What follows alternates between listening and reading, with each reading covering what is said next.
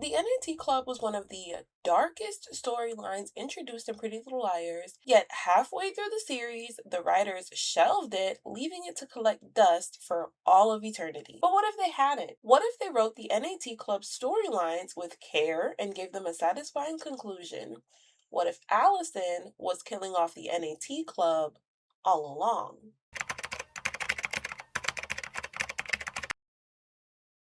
My boy is asleep in the bed behind me, so my bed is not made. My background is chaotic, but it's fine. It's fine. It's fine. We're friends here, right? Hey guys, my name is Nathaniel, also known as Scream Chats here on YouTube. Welcome to my humble little corner of the internet, and if you're not new, then welcome back. Today we're going to be talking about the NAT Club, fixing that storyline up a little bit, and we're going to be determining what that really would have meant if it were Alison behind the scenes hacking off the members of the NAT Club one by one. So during season one, we learned that Alison had been groomed by Ian, along with several other adult men, including Wilden and Ezra. And yes, I am going to say that Ezra is included in there because I do not believe that man did not see Allison as a teenager. There's no way he didn't realize she was high school age. She behaves like a child in those flashbacks. Spare me, please, with all of the maturity conversations. The girl was not that mature at all. Not only did Ian groom Alison, he also recorded her in her bedroom, changing clothes with her friends. Now, it's unclear if Alison knew about the hidden cameras with the other liars because she tells Jenna that she thought Ian only liked to record her. However, we hear from Jason, I think in season two, that Ian and Garrett would pay girls to set up their friends. And we know that Alison was desperate for money at that point in the show. So, did Alison take money to set up the girls to be filmed by Ian? Or was that a completely separate situation and Ian planted the cameras? We don't really ever find out. Now, during the flashback at the Kissing Rock, we hear Ian telling Alison, "We never did anything, so there's no way I would go to jail." That can't fully be true. Maybe they didn't have like full on intercourse, but something had to have happened because Allison, after overhearing him talking to Melissa at the hotel, telling her, whispering his little sweet nothings to her, "I don't really like Allison. I'm just killing time. You broke up with me, Melissa. What do you expect me to do? Like, she's easy. She's just putting it out there. So I'm taking it. I'm a man at the end of the day." That's what he was saying to her. And Allison is hearing all this, pissing her off to the point where she deletes the video. What was on the video? They did something.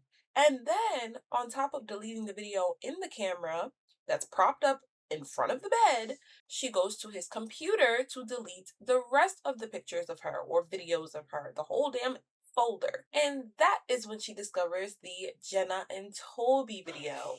Ian lied to her. He manipulated her into thinking that he actually liked her. And I think season one Allison would have taken this very seriously. She did not like when people had one up on her, and that's just the kind of person she is. Like, she has to get you back now. And I think that's when she would hatch the plan to eliminate Ian. And by extension, the NAT Club. First, though, she just had to figure out who A was and get rid of them. Now, there were a lot of clues throughout the first couple of seasons that Allison faked her death.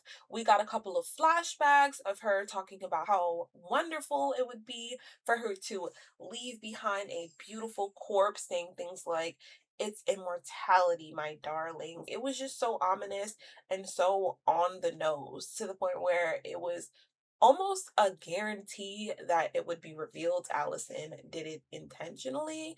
That's not the route that they went, but it was such a popular fan theory back in the day, and I was right up there. For this theory, we are going to completely scrap the whole Alison got hit over the head by Cece storyline.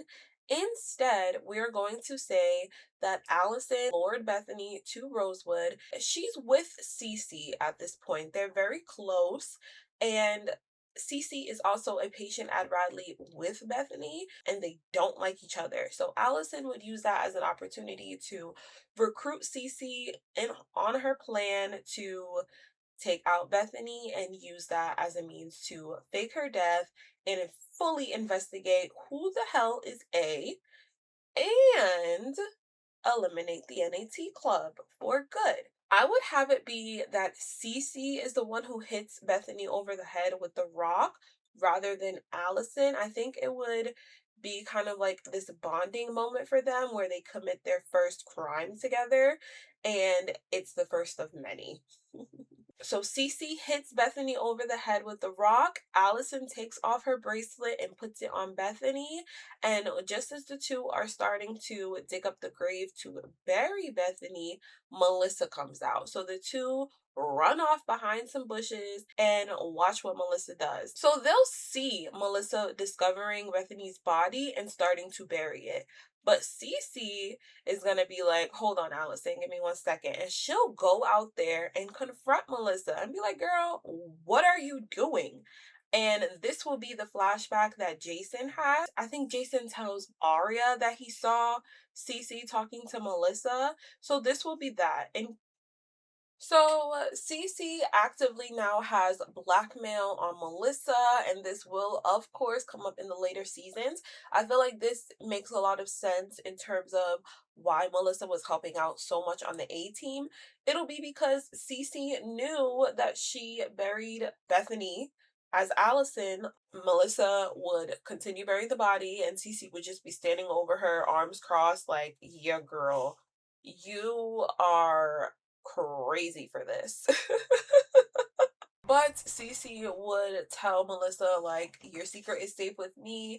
I won't tell anyone. But Melissa will be under the impression that Cece thinks that Melissa was the one who took out Allison. So let's skip ahead a little bit over a year.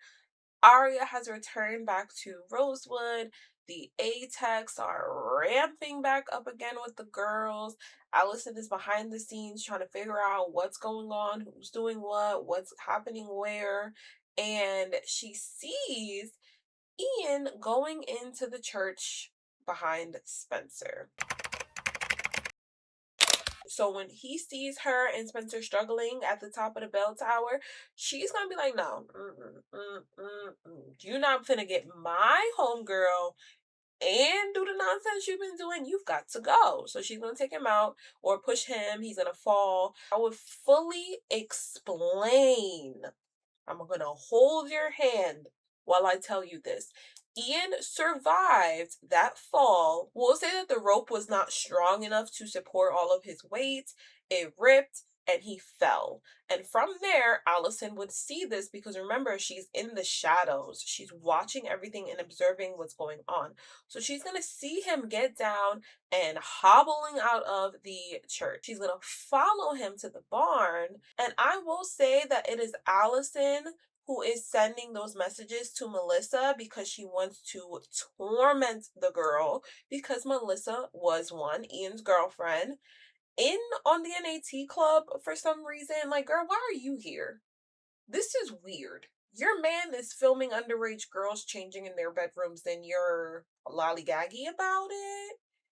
You're feeding for those tapes back. So in my Melissa is a theory video, I explained that I think Melissa liked the NAT Club, not because of the pervy stuff, more so because she liked having little pieces of blackmail on other people in the town. And that is why she was so protective over the club and the videos that they had collected.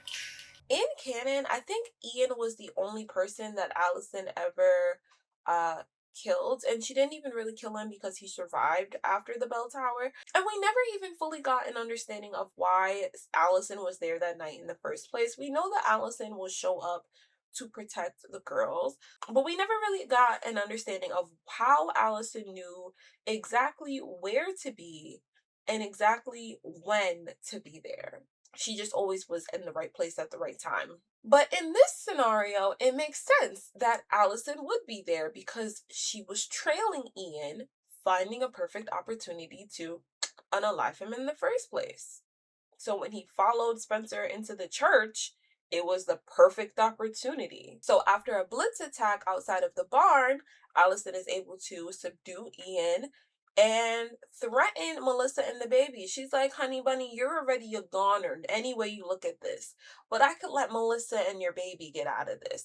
Only thing you gotta do is write this note. Hence the Ian, oh, sorry, no. And you may be saying to me, Nathania, huh? Mona wrote that note made up of A text. Well, I always kind of like the idea of Allison sending some of the A messages. Not all of them, not even most of them, but just a couple to kind of push the girls in the direction that she wanted them to go in, whether it be out of manipulation, because we know Allison was the sociopathic manipulating queen, or should I say princess, because she's still little and her mama probably would be the queen. But Allison was the princess of lying, manipulating, gaslighting, and all of the above. Gaslight, girl boss, gatekeep. Yeah. She wrote the book on that. Um, I'd have her be the one to send some of those messages, and all of the messages that Allison wrote specifically are going to be the ones that make up Ian's note, and that is supposed to be a clue to the girls that she is still alive and kicking. But we're gonna say that all of this takes place on the very first night where Ian falls in the bell tower. So Allison knocking Ian off the bell tower, Ian escaping and finding his way to the barn, Allison blitz attacking him, tying him up and making him write the note, Allison shooting him or making him shoot himself, all of that takes place in the same night. And we'll say that after that, Mona does some investigating and she finds the barn. We'll say that Mona was the one who took the horseshoe and did the whole ring situation with Spencer, because I think that gives a lot more Mona than it does Allison. It's a lot more long-term schemey, where Allison is more so in the moment, this is what you're gonna do. So now that we fully covered Ian's unaliving and how I would have done that differently, let's fast forward a little bit to Maya.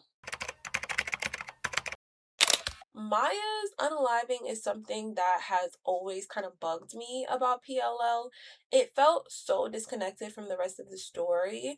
And I don't think it's very realistic for girlfriends to have two completely separate stalkers. I just feel like that is so disjointed and out of left field, especially when you have clues like Maya knew. And I know that Maya knew was an anagram or like a code that Allison was giving to, ooh, Allison. I know that Maya knew was a code that Mona was giving to Hannah, but I don't know. There was just something about like, why did you choose that phrase of all the phrases, Mona? I just feel like it had to have meant something. So we'll say that here it does. In this timeline, I'm gonna have Maya hiding out at Noel Khan's cabin. This is not too long after she got back from True North and she was feeling a little anxious. Her parents, I think, had found an old joint in her belongings, and they were threatening to send her back to True North. So she was on high alert trying to run away with Emily, and Emily rejected her. So we'll say that between her trying to get on a bus out of town and her leaving Emily, she'd been hiding out at Noel Khan's cabin. It was already established that they had a relationship. You know who else had a relationship with Noel Khan and needed to be in hiding? Allison. So that's what she's doing as well. Now, Nokan will know that Maya is at his cabin because he recently told her it was okay for her to go there. But what he would not realize is that Alison is in town and also in need of a place to stay. And I'd say that Alison never really would check in with Noel when she came to his cabin. She would just stake the place out to see if it was empty and find her way inside. So in this situation, Allison will sneak into Noah Collins' cabin thinking that it's empty. Maya will see Allison, and Allison will take out Maya to keep her secret. And we'll say that at some point Mona discovers this. I'm not sure how Mona would have figured this out, but Mona always figuring something out. So we'll just leave that to our girl and her superpower. But she will discover that Maya discovered Allison being alive and Allison took Maya out. And that will be why Mona gives the girls the website. And at this point, Mona is in Radley, and we'll say that she does this because she thinks it's Allison who's trying to take the A game from her. She doesn't realize that it's Cece. Mona knows that Allison is still alive. And keep in mind, Mona thought it was Allison visiting her all those times because she was on medication and loopy and didn't know what was going on. So in her brain, Allison is back and Allison is trying to take the game from her. So the only way she can think of to get ahead of that is to expose that Allison is still alive and pulling the strings and manipulating people as she always did. Now I know what you're thinking, but Nathania, Mona never wanted Allison to come back. That's why she went on full beast mode in season 5 when Allison did come back to Rosewood. And I'll say to that, season 5 Mona and season 3 Mona, two different Monas. And desperate in a psych ward, I think Mona's motivations would be a little bit different than they were in season 5. But I always liked the idea of Allison being extremely envious of Maya. Maya took Emily. Maya took her house. And I think it's awfully poetic for Allison to dump Maya's body in the same place where her body had been found, just for some poetry, for some symmetry. I think Allison would just. She's a little dark and twisted, or a lot dark and twisted.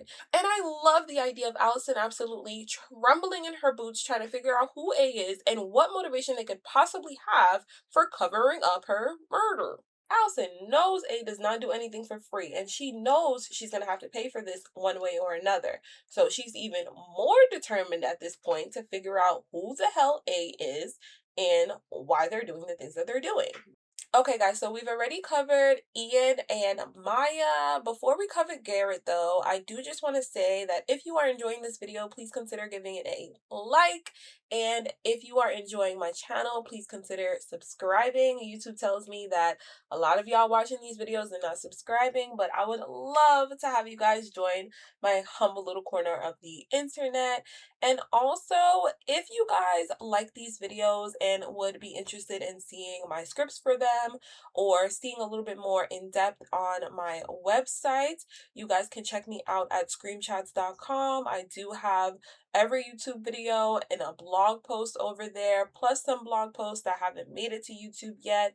If you do happen to come across a post that looks like this, do not be alarmed. That just means that I am in the process of scripting it. It will be coming soon, and you can always check back later for it. I have an entire playlist on my channel already of what if scenarios in terms of Pretty Little Liars. If you guys are interested in PLL content specifically, definitely recommend you check out my PLL playlist. But if you guys are interested in alternate endings in general, then I do have another folder titled Ray Rewrites. I'll leave those in the description down below, as well as they will be iCarded too. But let's get back to Garrett. By this point, Bethany's body had been stolen from Allison's grave. She had no idea who's responsible. The girls were getting keepsakes delivered to them, and she was on the highest of high alerts. But knowing Alison, she just could not help herself. The Halloween train was just too good of an opportunity. She was determined to obliterate the NAT Club. And hell, she figured one of them was probably A in the first place. So by eliminating them, she'd probably be eliminating A. I mean, it would make sense for the creepy peeping Tom Club to evolve into something like an A team anyway, so it would make sense to snuff them out. So I would have Alison witness the altercation between Garrett and Spencer, the one where he tells her that he saw Alison speaking to Arya's dad, and Spencer's all like, "Oh, you're gonna say this to her face," and she walks off to go find Arya.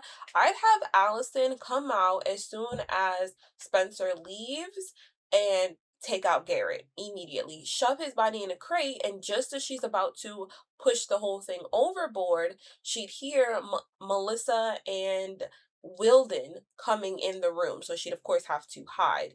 Now, Melissa and Wilden are in the room now with an unconscious Arya, and they open up the crate to put her in there. They find Wilden's body, and they're like, "Oh my God, what the hell is going on here?" But they still put her in there, and they are running under the orders of Mona. Remember, Melissa is being blackmailed for Bethany, so she's pretty much willing to do whatever the hell Mona and Cece tell her to do. She doesn't know it's Mona and Cece, she just knows it's A, but she's following all directions. And Wilden, I still to this day don't really understand in canon what Wilden was doing. I think maybe it got out that Wilden had a relationship with Alison. That's the only thing I can think of. But why did Garrett know that? Because in canon, Wilden was the one who took out Garrett because he found out he was a dirty cop. But so was Garrett. Garrett was sleeping with high school aged Jenna.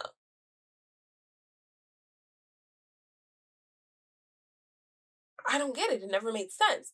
But in this scenario, it does make sense because Alison takes out Garrett. Garrett and Melissa find that body, shove Arya in the crate, and now they're going back and forth trying to figure out what to do with it or what to do with both those bodies now. So during their whole back and forth exchange, Melissa and Wilden are arguing, trying to figure out, do we throw this crate overboard or do we leave it here? What do we do now? Like, they're both panicking and trying to debate about it. And this is when Arya wakes up and stabs Wilden in the leg. Up next, we have Wilden, and I love to watch him go.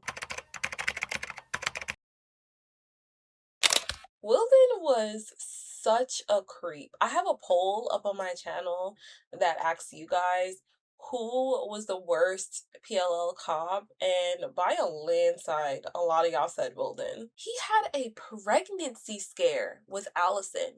That plot line is a little bit confusing because I think it was Mona who was changing things up in Allie's diary where they didn't know if it was Board Shorts Ale who was Ezra, or if it was Beach Hottie, which I think was Wilden. But it was definitely Wilden who had the pregnancy scare with Allie, not Ezra, because Ezra and Allie never went all the way. Oh gosh, now we have to talk about the lodge fire. So we know that Shauna and Jenna helped Wilden after Ashley ran him over. And we'll say that Alison, of course, always behind the scenes, watching everything that's going on, sees Shauna and Jenna helping Wilden. And at this point in time, she's still in contact with Shauna, who's not fully forsaken Alison at this point. We'll say that she is very much in love with Jenna, but torn between Alison and Jenna at this point, at least. So Alison is going to reach out to Shauna and try to figure out, why are y'all with Wilden? What's going on? What are y'all doing? And Shauna is going to be texting Alison and telling her, like, hey, he called us asking for help. We're just trying to, help him out, da da da. Why Jenna and Wilden have a relationship was never explained. Especially when you consider the fact that Wilden in the canon timeline took Garrett out. Why is he friends with Jenna and Shauna? That is never fully explained to us. To answer this, we'll say that Jenna, Shauna, Wilden, and Melissa are all actively a part of the B team, which are folks trying to get rid of A because A has been blackmailing them into doing stuff that they do not want to do. So at this point, they're allied together. It's kind of like a your enemy is my enemy, so therefore you are my friend kind of situation. We'll say that Shauna and Jenna take Wilden to the lodge to have him kind of lay low, and that is how Alison finds out about the whole plan going on at the lodge. She heads on over there and uses this as an opportunity to take out Wilden. Now, Jenna will not realize that it's Alison doing this, but Shauna will know. And that will effectively be the point where Shauna fully turns against Alison. That's also the night that Shauna starts the fire at the lodge. In the chaos of everything going on, Alison will not be able to take Wilden's body with her, so she will flee the scene.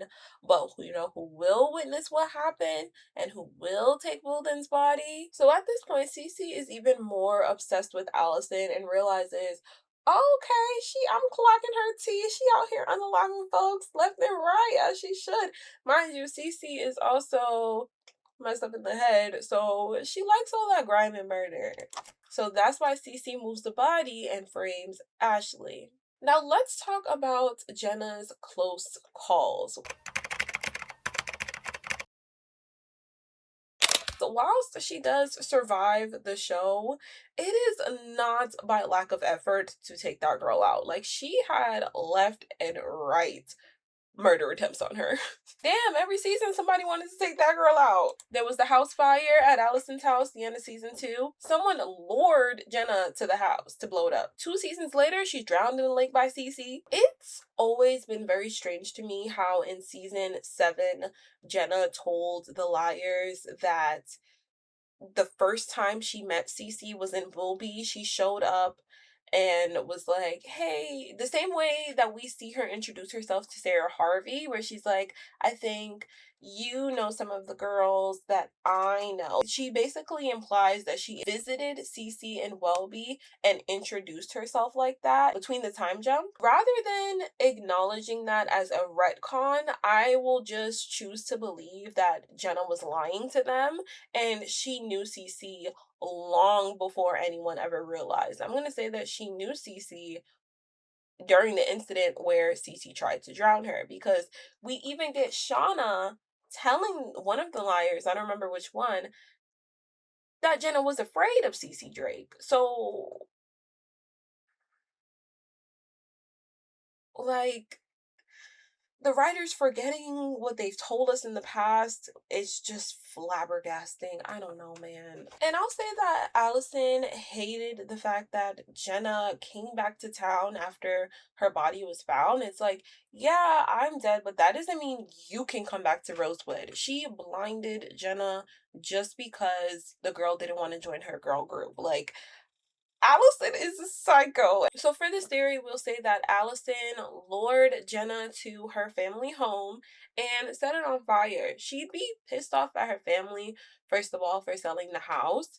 Like, this is my home and I was planning on returning back here after, I did my whole fake my Dutch shenanigans and yada yada. But now Alison realizes she can never return back there and it really sets in for her. So she's like, who cares if I set this place on fire? Whatever. She lures Jenna there pretending to be Jason because Jenna and Jason have history from the NAT Club and they've been talking or whatever for whatever reason. We see that exchange with them, and I think it's season 1 where Jason hands her a bag, and that's a whole plot line with Spencer. That's how Spencer and Toby ended up getting together. They're waiting in that hotel room trying to figure out what was going on with that. But we know that Jenna and Jason have a history. That's the point. And so Alison uses that to lure Jenna to the house, set it on fire, not realizing that Hannah would rescue her. And we know that Alison was around and in town at that time because that's the same episode, or the episode maybe right before that, where Alison broke into Spencer's house to go through the bag and look for something. And we'll say that it was Alison at the lake actually who tried to drown Jenna, but everyone thought that it was Cece because Cece and Alison look so much alike, and Alison is supposed to be dead. So it makes sense that they would think it was Cece. Now, Jason and Melissa survived until the end of the story. And I'll say that Jason survived out of sentimentality. Allison, we can say, was responsible for the whole elevator situation. But ultimately, when he survived that, she just left it alone. He was her brother after all, and one can say that she had a soft spot for him because of that. In terms of Melissa, we'll say that Allison was intending on getting Melissa, but she wanted her to be the last one left. I think it's pretty common for these horror movie villains or characters to have one person that they hated the most left alive to kind of watch everything unravel. And in Allison's head, that would be Melissa. She would want her to see all of the members of the NAT Club be eliminated one by one by one by one, starting off with the love of her life. But her plan gets foiled by Mona and Cece, and she gets put in jail, unable to finish the job. Ultimately, I love the concept of Allison being the one to kill off the NAT Club members. It makes the most sense to the story, in my opinion. It gives her a reason to fake her death outside of her search for A, and it gives her so much more agency than she was granted in the canon timeline. It also explains why she is always lurking behind the scenes in Rosewood at the right times as well. But I would love to know what you guys think. Should Allison have been on a secret mission to kill off the NAT Club? If you've watched this video all the way to the end, I think it's safe to say we're internet friends now. Go on ahead and subscribe. You might as well. And if you enjoyed this video, you would love the one up on the screen. So go ahead and check that one out, and I'll see you all in my next one. Bye, guys!